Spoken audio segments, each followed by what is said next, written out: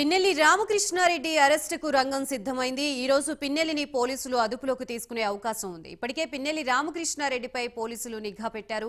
నరసరావుపేటలో అనిల్ కుమార్ యాదవ్ ఇంట్లో పిన్నెల్లి ఉన్నట్లుగా గుర్తించారు.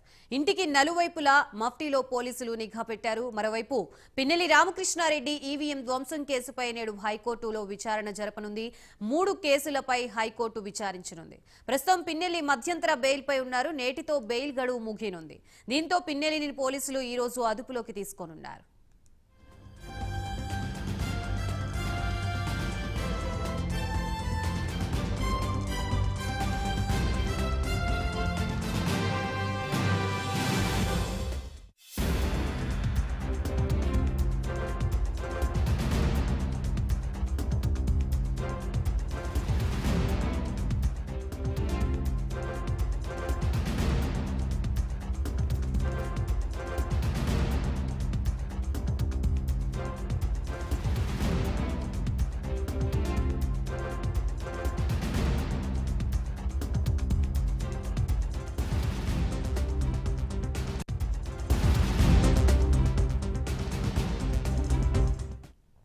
పిన్నెల్లి రామకృష్ణారెడ్డి అరెస్టుకు రంగం సిద్ధమైంది. ఈ రోజు పిన్నెల్లిని పోలీసులు అదుపులోకి తీసుకునే అవకాశం ఉంది. ఇప్పటికే పిన్నెల్లి రామకృష్ణారెడ్డిపై పోలీసులు నిఘా పెట్టారు.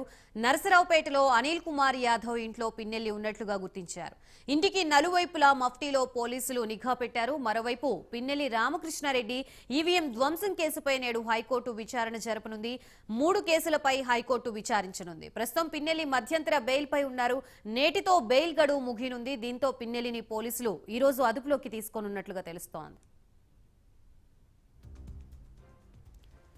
ప్రస్తుతం ఇదే అంశానికి సంబంధించి మనకి పూర్తి సమాచారం ఇవ్వడానికి మా ప్రతినిధి రవికృష్ణ సిద్ధంగా ఉన్నారు. రవికృష్ణ, గాయత్రి, మాచర్ల ఎమ్మెల్యే పిన్నెల్లి రామకృష్ణారెడ్డి మీద ఉన్నటువంటి 3 కేసులు ఏవైతే ఉన్నాయో దానికి సంబంధించిన విచారణ ఇదే రోజు కంప్లీట్ చేయాలని సుప్రీంకోర్టు ఆదేశించిన మీదట ఈ రోజు హైకోర్టులో దీనికి సంబంధించి విచారణ పూర్తి స్థాయిలో కూడా జరగనుంది. ఈ నేపథ్యంలోనే పిన్నెల్లి రామకృష్ణారెడ్డి ప్రజెంట్ అయితే నరసరావుపేటలో ఉన్నాడు.